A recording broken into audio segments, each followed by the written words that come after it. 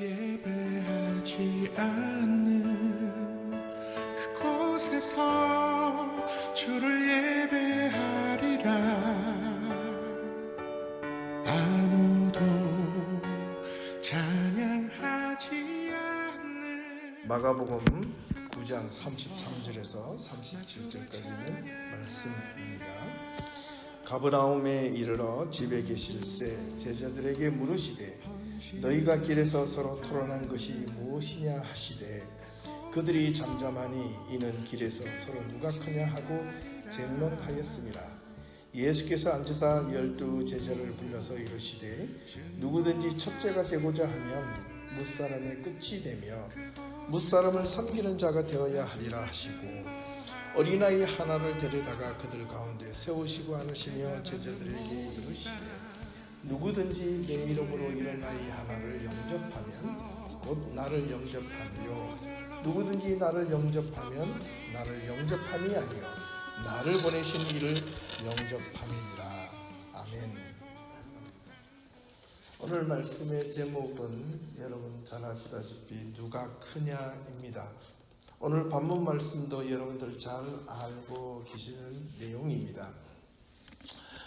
현대를 살아가는 이 대부분의 사람들은 실리적이고 경제적 가치로만 사람을 평가하고 또 그렇게 그런 또 관계를 맺어가려고 합니다. 심지어 신앙인들조차도 사람을 만날 때마다 저 사람이 나에게 도움이 될까, 도움이 되지 않을까, 또 교회를 선택할 때 내가 이 교회를 가면 뭔가 덕을 볼까, 덕을 보지 못할까, 이런 마음으로 교회를 다니는 분들이 종종 있습니다. 신앙인들조차도 나에게 진리가 있느냐 없느냐, 내 삶에 유익이 있느냐 없느냐, 이런 이해타산적으로 신앙생활을 하려고 하다 보면 성경에서 말하고 있는 대로 그 가치관을 비추어 봤을 때는 그런 분들은 거의 대부분 신앙을 올바르게 얻을 수가 없다는 것을 발견하게 됩니다.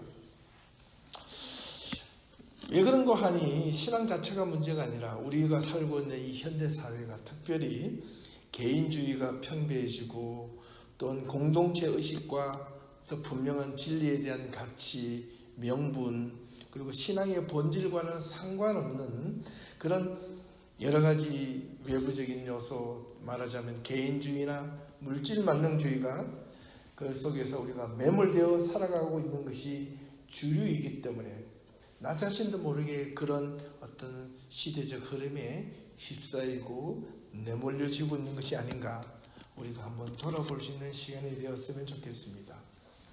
아시다시피 오늘 내용의 말씀을 다시 한번 더 제가 잠깐 요약을 하면 예수님께서 공생의 사역을 하시다가 잠시 가브나움으로 돌아오셨습니다. 그곳에서 쉬시면서 예수님이 돌아오는 도중에 제자들이 무언가 하는 이야기를 들었습니다. 그래서 예수님이 제자들을 불러놓고 이렇게 질문을 하십니다. 얘들아, 내가 지금 조금 전 집으로 돌아오기 전에 너희들끼리 뭔가 길에서 서로 토론을 하는 것인지 다투는 것인지는 모르겠는데 그것이 무엇이었더냐, 이렇게 물은 겁니다. 제자들이 예전 같았으면 예수님께 이렇게 이야기를 했을 것 같습니다. 아, 그거 말이죠. 예수님, 제가 오늘 예수님을, 또 우리가 예수님을 어떻게 도울까? 또 어떻게 하면 오늘 사역을, 예수님 하시는 사역을 정말 열심히 뒤에서 서포트할까? 이런 생각을 했습니다. 아니면 오늘 예수님, 이런 사람들이 있었고 저런 사람들이 있었고 돌아오면서 오늘 하루를 결산했습니다. 이렇게 아마 이야기를 했을 것 같은데, 그런데 예수님이 갑자기 오늘 너희들 돌아오면서 길에서 무슨 토론을 했더냐, 무슨 논쟁이 있었더냐라고 질문했을 때 제자들이 서로 자기들끼리 얼굴을 쳐다보면서 멀뚱멀뚱 눈만 끔뻑끔뻑하며 아무런 대답을 못했다는 겁니다.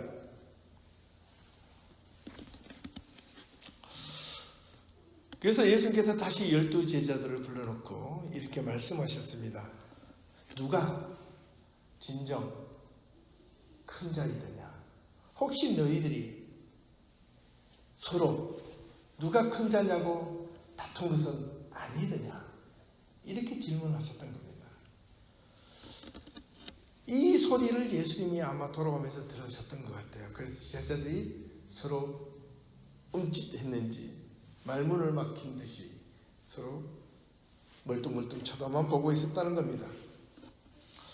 이 장면을 놓고 돌아보면 우리는 한 가지를 유추할 수 있습니다.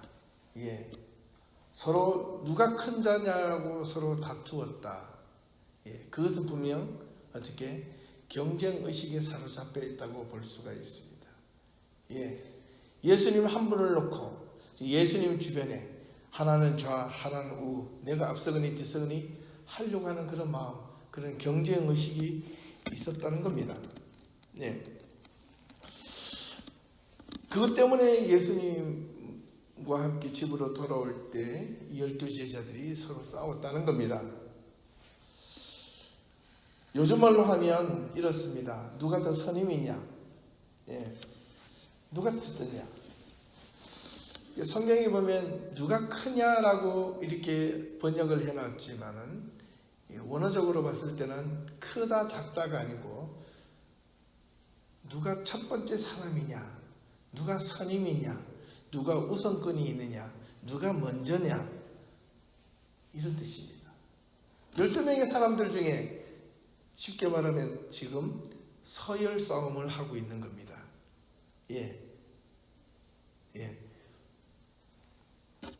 예수님이 지금 너희들 지금 서열 싸움을 하고 있니? 그걸 지금 묻고 있는 겁니다.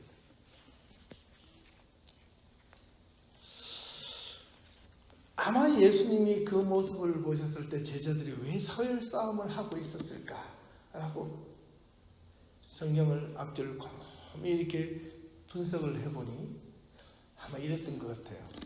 예수님께서 12 제자를 부르셨습니다. 그리고 제자들과 함께 공생의 사역을 함께 시작했습니다. 시작하다 보니까 어떤 사람들은 막 열심을 냅니다. 또 어떤 사람은 조금 뒤처집니다. 또 앞서거니 뒤서거니 합니다. 서로 협력하고 서로 도와주는 것 같지만 각자들 예수님의 제자들에게도 예수님을 따르고 섬길 때 각자가 원하는 무언가가 있었던 것 같습니다. 이렇게 돌아보는 게 예수님의 12 제자 중에 몇 분을 선정해 보면 예수님의 수제자라고 하는 우리가 흔히 말해서 베드로 역시 보면 예수님께서 베드로를 부르시고 나를 따르라 라고 했을 때 정말 지체 없이 예수님을 따르고 예수님께 헌신하고 예수님이 사역하실 때 온갖 굳은 일을 앞서서 했던 사람입니다. 그렇기 때문에 예수님 앞에 칭찬도 받았습니다. 너는 나를 누구라 하느냐 이랬기 때 베드로는 다른 제자들이 주저했을 때 주는 살아계신 그리스도시요 하나님의 아들이십니다 이렇게 당당히 외칠 정도로 아주 자신감 있게 외쳤던 사람이었습니다. 이 정도 되면 예수님이 또 뭐라고 하셨어요? 그렇다. 그래서 내가 너에게 뭘 해주겠다 그랬죠? 교회를 세우겠다. 이제는 반석이라 하라. 하나님의 반석이 이 얼마나 이 우쭐될 수 있는 그런 말입니까? 베드로가 이 정도면 내가 서열 1, 내가 짱이지, 서열 1이지. 그런데 가만히 보니까 이 또 성경에 보니까 오병이어를 기적을 베풀 때 그 물고기 2마리와 보리떡 5개를 가져오게 한 사람이 누군지 아세요? 예수님의 동생 베드로 안드레였습니다. 야, 내가 오병이어를 일으키게 만든 장본인은 아니지만 내가 그 어린아이를 데리고 온 사람이 나잖아. 내가 눈썰미가 있었어. 야, 나 정도면 예수님의 또 어떤 그런 위치에 좀 서열에서 좀 앞에 올라갈 수 있는 자리는 되지 않겠어. 또 가만히 생각해보면 가룟 유다는 어떤 자입니까? 예수님의 살림살이를 하는 돈 맡은 계좌입니다. 야, 내가 정말 예수님 앞에 이렇게 계산을 해보니까 오늘 한 끼 하루 3끼를 먹고 살려고 보니까 이거는 뭐 때로는 막 굶어야 될 때도 있고 그러면 내가 굶지 않겠어. 나는 막 온갖 어떻게 보면 막 치닥거리를 하면서 내가 어떻게든 이 12명과 예수님과 함께 살림살이를 꾸려나가야겠어. 나 정도가 돼야지 내가 그래도 서열을 좀 앞서갈 수 있지 않겠어. 이렇게 생각했는지도 모릅니다. 예수님이 그런 모습들을 간파하셨던 것 같아요. 누가 더 큰 자냐? 세상 사람들은, 세상과 사회는 무엇을 좋아하느냐? 줄 세우기를 참 좋아합니다. 출세, 학벌, 지연, 그리고 재물, 이런 것들을 가지고 사람들을 줄 세우게 합니다. 많이 가지고 많이 배우고 남들보다 앞선 사람이 자기는 어떻게 서열적으로 앞서 있다고 생각합니다. 이걸 가지고 뭐라고 말하냐면 기득권자라고 이야기를 합니다. 그런데 예수님께서는 그 다음에 이어서 하시는 말씀이 뭐라고 했느냐면, 너희들이 진정 첫째가 되고 싶으냐, 큰 자가 되고 싶으냐, 그러면 어떻게 하라고요? 큰 자가 첫째가 되고 싶으면 무사람의 끝이 되고 또 무사람을 섬기는 자가 되어야 한다라고 이야기를 하고 있습니다. 그리고 예를 들어서 어린아이를 데리고 와서 어린아이를 제자들 가운데 탁 세워놓으시고 하시는 말씀이, 이 어린아이를 영접하면 곧 나를 영접하는 것이요, 나를 영접하는 자가 곧 나를 보내신 하나님을 영접하는 것이다. 이렇게 이 말 다 하는 내용이죠. 근데 이 말이 무슨 뜻이게요? 여기는 놀라운 반전이 있습니다. 이 어린아이를 세웠다는 것은 그 당시 사회 속에서는 그 어린아이는요, 사람 축에도 속하지 못하고 버림받고 소외받는 자의 대표적인 상징적인 인물입니다. 그 아이는 도움을 받아야 될 자고 도움을 주어야 될 자고 돌봄이 필요한 자입니다. 그런데 세상에서 기득권자들은 도움을 주려 하지 않습니다. 인정을 받으려 합니다. 높은 곳에 올라가려 합니다. 또 사람들은 자기가 높은 곳에 올라가고 싶고 좋은 자리를 차지하고 상석에 앉기 위해서는 저런 어린아이 같은 자들에게 도움을 주는 것이 아니라 높은 자리에 있는 사람들에게 찾아가서 대접도 하고 뇌물도 주고 뭔가를 줘야지만이 내가 또다시 그런 작은, 지금보다도 조금 더 높은 자리에 올라가야 한다는 것이 세상의 논리로 보여집니다. 그러나 예수님은 그와는 정반대의 행동을 하셨다는 겁니다.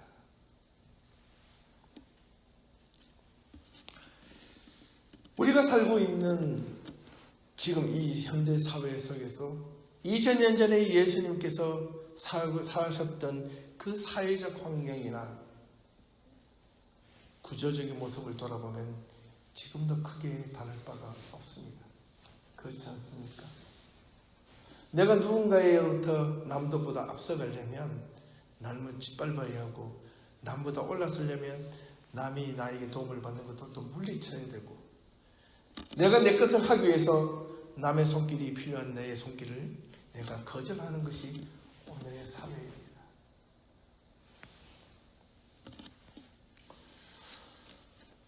예수님은 왜 어린아이를 중간에 세워놓고 이 어린아이를 영접하면 나를 영접하는 것이고 나를 영접하면 나를 보내신 이 아버지를 영접하는 것이라고 말씀하셨을까? 그거는 바로 그 당시의 사회 구조를 비판하는 내용이었습니다. 우리가 잘 알고 있는 성경에 보면 누가복음 14장에 보면 이런 내용이 있습니다. 혼인잔치 자리에 청함을 받은 자들이 높은 자리 택함을 보시고 그들에게 비유로 예수님께서 말씀하시기를, 네가 누구에게나 혼인잔치에 청함을 받았을 때에 높은 자리에 앉지 말라. 그렇지 않으면 너보다 더 높은 사람이 청함을 받은 경우에 너는 그를 청한 자가 와서 나더러 이 사람에게 자리를 내어주라 하리니 그때에 너는 부끄러워 끝자리로 가게 되리라. 칭함을 받았을 때에 차라리 먼저 끝자리에 가서 앉으라. 그러면 오히려 너를 청한 자가 와서 보시오 올라 앉으라 하리니 그때에야 함께 앉은 모든 사람 앞에서 영광이 있으리라. 이 말씀은 누구를 빗대어 이야기하느냐면 사두개인들과 바리새인들을 빗대어 이야기했습니다. 당시 사회에서 가장 높은 자리와 윗자리를 좋아하는 부류가 바로 바리새인들이었다는 겁니다. 그들이 원했던 자리는 바로 탐욕의 자리요, 권력의 자리요, 욕망의 자리였습니다. 예수님은 이러한 자들의 자리를 제자들이 똑같이 원하고 있다는 것을 간파하셨습니다. 그래서 예수님은 상당히 제자들을 실망하셨습니다. 내가 너희들을 불러서 내 제자가 되려고 했던 것은 이것이 아니었는데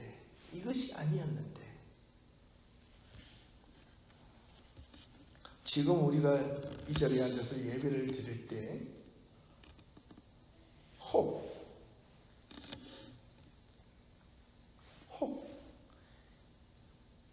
예수님으로 인해서 또 이런 이야기 하다가 다음 주부터 우리 교회들 또 한 반이 안 나오실라. 근데 해야죠. 뭐 어떻게 해요? 혹 예수님께 덕을 보려고 한다면 바로 이 바리새인과 같은 마음이 들 수가 있습니다. 잘 들으셔야 돼요. 우리는 예수님께 덕을 보아야 되지만 우리는 예수님께 덕을 보면 안 되는 자들입니다. 예수님께 덕을 보면 되는 자들이 아니라 예수님께 은혜를 받아야 하는 자들입니다.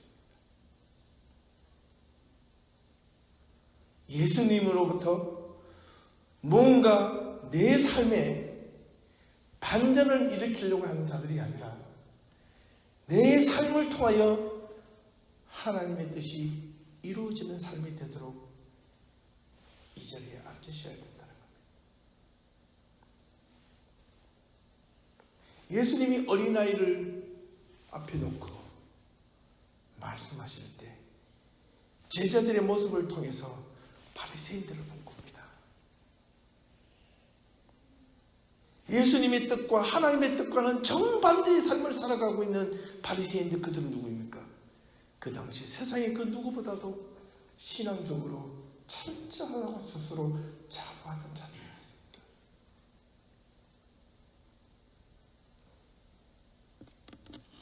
형식적으로는 자부함이 있었지만 본질적으로는 빵점짜리 낙제의 점수를 가진 그런 신앙인들이었습니다. 돌아보니 오늘 현대를 살아가는 우리 신앙인들의 모습이 혹 예배 시간에 말씀 보고 기도하면서 예수님께 덕만 보려고 하는 것은 아닌가? 하나님의 말씀의 은혜를 받고 하나님의 말씀에 내가 변화를 받고 하나님의 말씀을 따라서 이 세상에서 추구하는 서열 방식의 삶을 따라가는 것이 아니라 그 서열 방식이 나한테 이루어지지 않는다 할지라도 나는 하나님의 말씀으로 하나님의 은혜를 받아서 나는 괜찮다. 내 삶에 대해서 나는 넉넉하고 하나님의 은혜를 받은 사람으로 기쁜 마음으로 살아갈 수 있다. 그런 자들이 되어야 한다는 겁니다. 그렇기 때문에 나에게 주어진 어떤 여러 가지 때로는 알지 못하는 질병, 고통, 괴로움, 우리는 그런 문제가 생길 때마다 기도를 합니다. 해야죠. 그런데 왜 기도를 하는지에 분명한 목적이 있어야 됩니다. 우리 신앙인들에게 주어지는 고난이 부닥칠 때마다 왜 이 고난이 하나님, 나는 정말 나는 열심히 믿는데 왜 나는 이런 고난이 나에게만 부닥칩니까? 원망스럽습니다. 힘듭니다. 목사님, 저도 그럴 때가 있거든요. 근데 돌아보면 하나님 뒤에서 이렇게 박장 끼면서 그래, 안다. 그런데 말이다. 지금 내가 너 힘들고 무거운 거 고쳐주면 지금은 좋아하겠지? 근데 다음에 또 그런 일이 나면 너 또 나한테 도와달라고 할 거잖아. 그렇다면 나를 믿는 이유가 무엇이니? 나의 덕을 보려고 하는 거니? 나에게 은혜를 받으려고 하는 거니? 은혜와 덕은 다른 거잖아. 덕은 이익을 본다는 말이고, 은혜는 내가 그렇게 하나님 앞에 이득을 보지 못한다 할지라도 하나님이 가르쳐 주시고 제시하시고 원하셨던 믿음의 길이 그 안에 고난의 길이 있다 할지라도, 내 몸이 망가지고 내 몸이 쓰러지고 내 인생이 내가 원하는 만큼 삶을 살아가지 못한다 할지라도 나에게 주신 그 길을 내가 마다하지 않고 주님이 주시는 그 힘으로 내가 살아가겠습니다라고 고백하는 자들이야. 그러니까 그 주님이 가르치시는 그 가치와 명령과 말씀이 내 삶의 등불과 빛이 되는 거야. 그걸 가지고 따라가는 거잖아. 그게 은혜란다. 그게 은혜란다. 사람들이 현대인이 될수록 물질 만능주의와 물질이 풍요한 사회일수록 사람들은요, 절대적인 빈곤보다 상대적인 빈곤에 더 많이 괴로워한답니다. 절대적인 빈곤이 아니라 상대적인 빈곤. 이건 뭘 의미하느냐면, 현대인이 될수록, 문명화가 될수록, 자본주의 사회가 늘어날수록, 가진 것이 많고 적은 자가 늘어날 수 없고, 이런 빈부의 차가 커질수록 상대적인 박탈감이 늘어나는데, 그걸 다르게 표현하면 사람들 마음속에, 사람들 사이에 자존감이 떨어져 있는 사람들이 많다는 겁니다. 서열 싸움을 하는 이유가 바로 자존감이 낮아서 그렇습니다. 예수님의 12 제자들을 가만히 보면 대부분 다요, 그들의 신분을 보면 어떻습니까? 정말 이렇게 바리새인처럼 높은 관직에 있었던 사람은 단 한 명도 없었습니다. 전부 다 어부, 세리장이, 그죠? 이런 세상에서 거의 천대받는 그런 사람들을 예수님이 부르셨습니다. 그런 사람들이 저 예수님의 모습을 보니까 심상치가 않아요. 기적도 일으키고 죽은 사람도 살리고, 많은 사람들이 예수님의 모습을 보고 정말 우르르 몇백 명, 몇천 명 예수님의 뒷공무니를 따라다닙니다. 그 정도 되면 12명의 제자들이 보고 어떤 생각이 들었을까요? 나 이런 사람이야. 아마 옛날이나 지금이나 저는 분명 그랬을 거예요. 성경에는 너무 고귀하게 아름답게, 그리고 다 이렇게 구구절절 이렇게 아주 딱 하고 싶은 이야기만 써놨기 때문에 그런 것 같은데, 제가 조금 과장되게 해석을 하면, 예수님이 공생의 사역을 하고 길거리 가고 예수님의 제자들이 갔을 때, 수많은 사람들이 예수님을 보려고 따라왔을 때, 모지 못했을 때, 제가 봤을 때는 분명히 12명의 제자들 가운데서요, 4촌, 8촌, 16촌, 32촌, 이집이, 옆집이, 옆집이, 그런 사람 온갖 연줄을 동네에서라도 예수님을 한번 만나보고 싶어 했을 것 같아요. 문제가 생긴 사람들, 뭐가 있는 사람들. 그러면 그 사람들이 그 줄을 통해서 베드로에게, 안드레에게, 빌립에게, 야고보에게, 세벳, 요한에게 정말 했을까? 근데 그런 생각이 막 갑자기 들더라고요. 문제는 예수님이 제자들이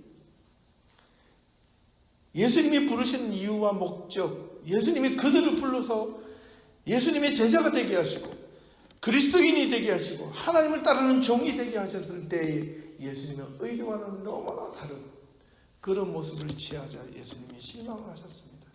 그래서 이렇게 말씀하신 겁니다. 그렇다면 제자들이 그렇구나, 예수님 잘못했습니다. 제가 다시는 그러지 않겠습니다. 예수님, 이제는 우리가 싸우지 않고 예수님 이제는 서로 이렇게 협동하며 예수님을 섬기고 보필하겠습니다 라고 했을까요? 그렇게 했겠습니까? 아닙니다. 아니에요. 마가복음을 보면 이 9장에서 분명히 이렇게 서로 서열 싸움을 하는 것을 보고 예수님이 어린아이 같이 이런 자들에게 낮은 자들을 먼저 돕고 첫째가 되고자 하면 끝이 되고 섬기는 자가 먼저가 되어야 된다고 이야기했는데, 성경의 마가복음 이 9장이죠. 13장을 넘어서 12장에 가면 마가복음 12장 38절에서 40절에 예수님께서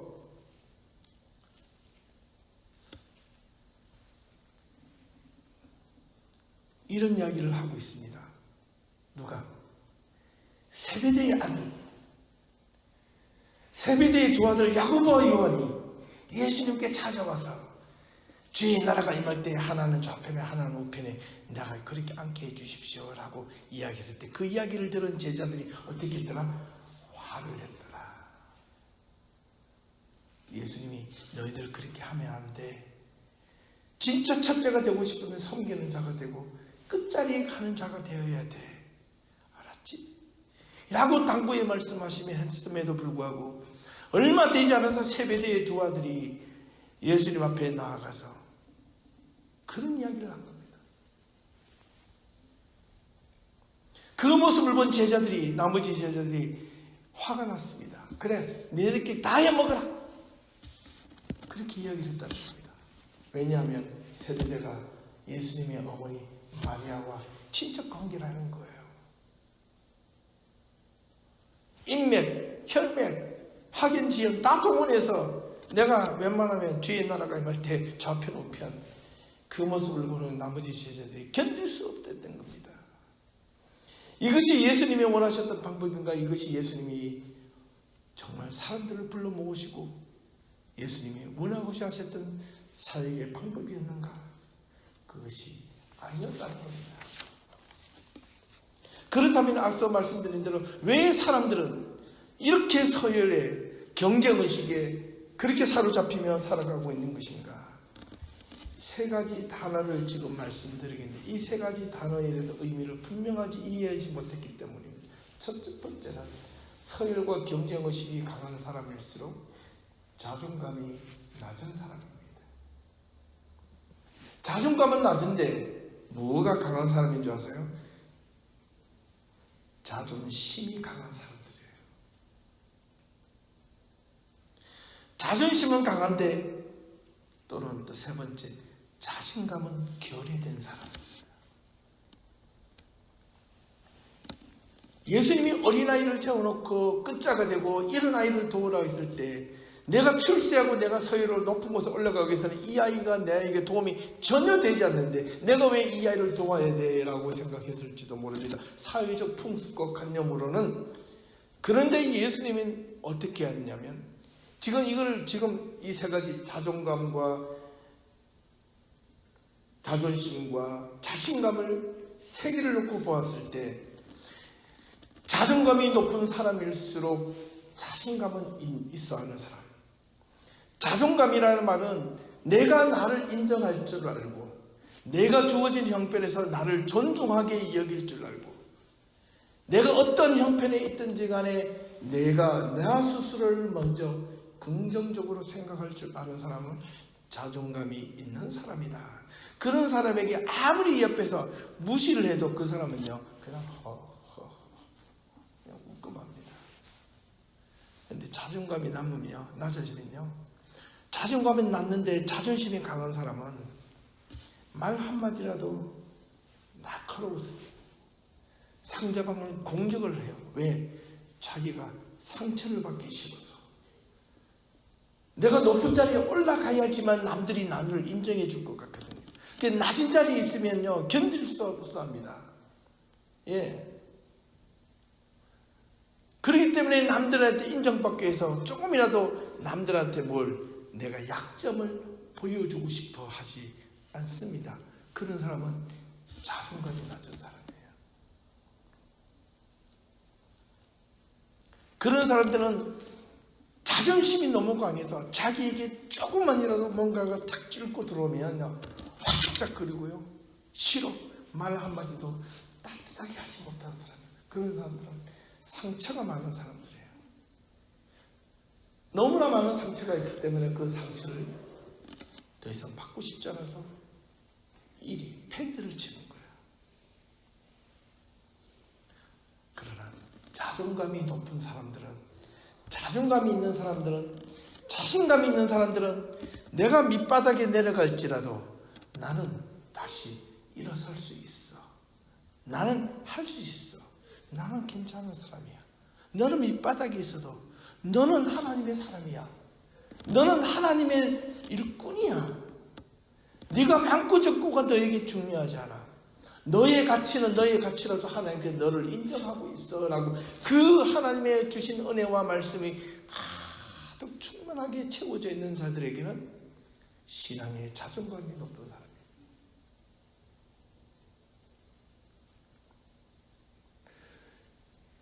오늘 이 말씀을 돌아보니까 세상은 끊임없이 첫째가 되고 앞서가고 높은 곳에 올라가고 웃어도 서열 싸움과 자꾸 윗자리에 올라가야지만 내가 무언가 하고 있다고 생각하는 사람.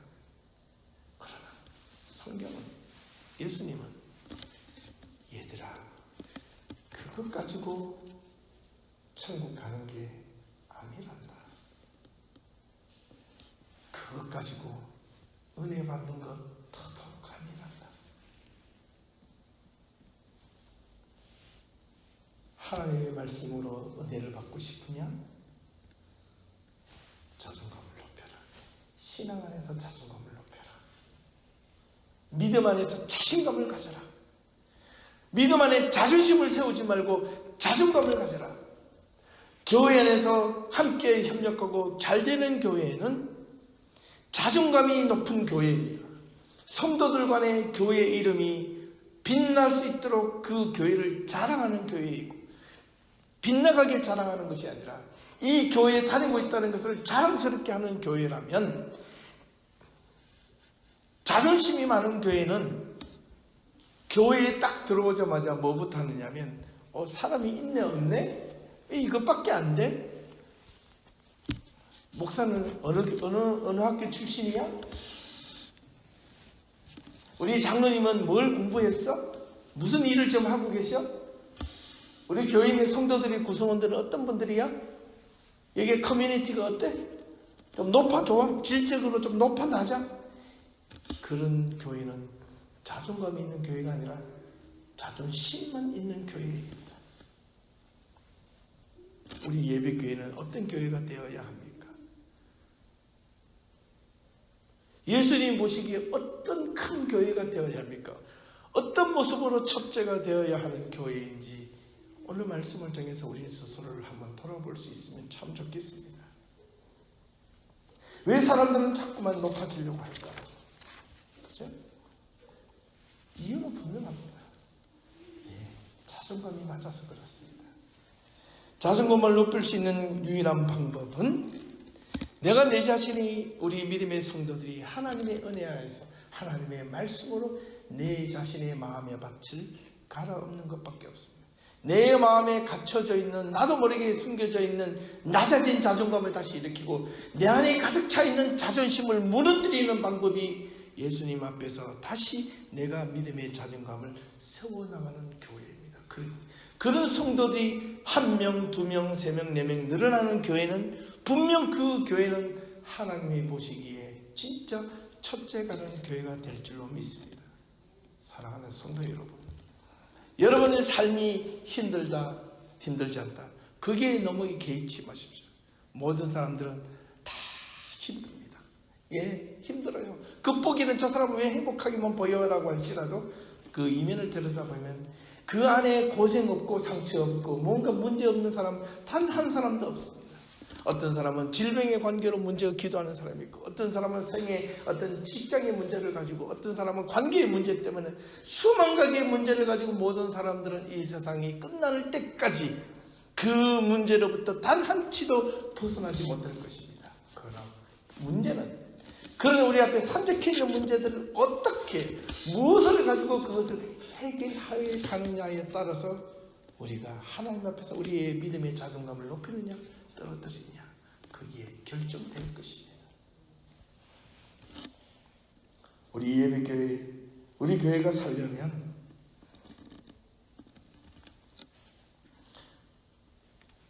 서로 말석에 가서 보이지 않게 섬기는 성도들이 많이 늘어날 수 있기를 소망합니다. 많지 않아도 괜찮아요. 이제 곧 한 달만 지나면 2022년도가 시작될 것인데, 비록 우리가 많지 않지만은 좀 부족하지만은 혹 제가 여러분들에게 교회의 사역에 대해서, 직분에 대해서 집사님, 본사님, 장로님 이런 사역이 필요합니다. 좀 도와주십시오. 함께해 주십시오.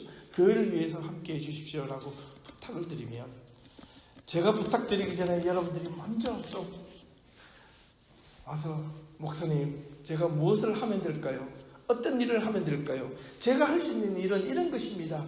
내가 할 수 있는 이런 것입니다. 내가 교회 와서 청소부터 할까요? 아니면 교회 문부터 닦아요?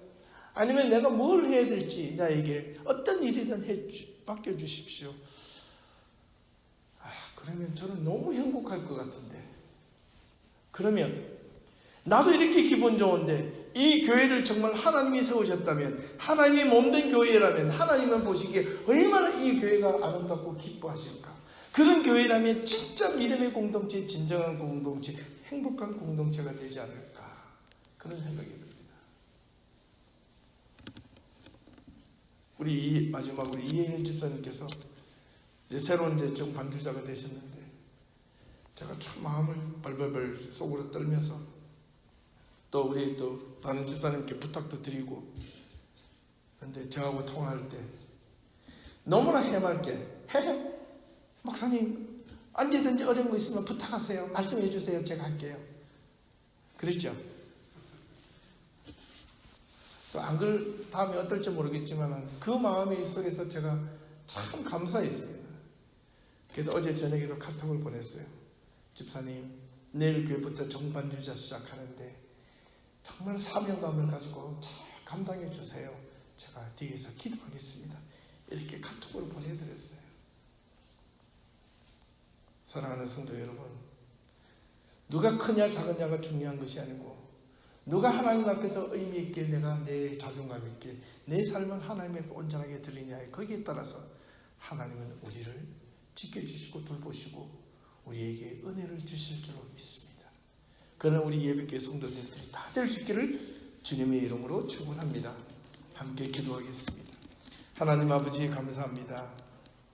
오늘도 우리에게 주신 이 말씀, 누가 더 크냐 작으냐, 세상 사람들은 그런 논리로 세상을 판단하고 세상의 잣대를 가지고 사람들을 줄 세우기를 원하지만, 믿음의 성도들, 믿음의 사람들은 예수님이 원하셨던 방법은 그것이 아니라 하나님의 말씀 안에서, 성도 간의 은혜를 안에서 정말로 우리의 신앙의 자존감을 높여갈 때만이 가능하다는 사실을 기억하고, 우리 성도들, 우리 또 특별히 우리 예배교회가 하나님 앞에 온전하게 서로 세워지기 위해서 하나님 서로에게 세워주고 서로를 위해주고 서로에게 관심을 가져주고, 비록 내가 덕을 보지 못한다 할지라도 그 사람에게 도움을 줌으로 인하여 기뻐하고 감사하고, 우리 예배교회를 위하여 함께 한 마음으로 서로 힘껏 힘써서 서로 각자의 섬길 자리를 찾아가며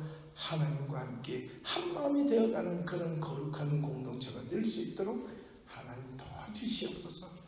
감사드리며 예수님의 이름으로 기도하옵나이다.